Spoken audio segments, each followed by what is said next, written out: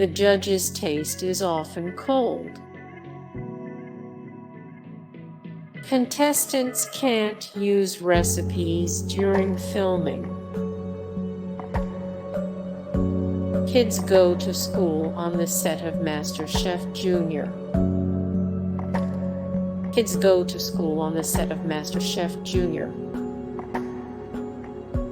Contestants go to cooking classes to make sure they don't mess up challenges.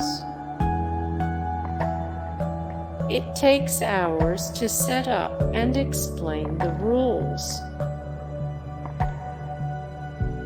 Contestants can beautify their plates while waiting. The judges taste food while it's being cooked. The kids on MasterChef Junior are more careful with knives than the adults are.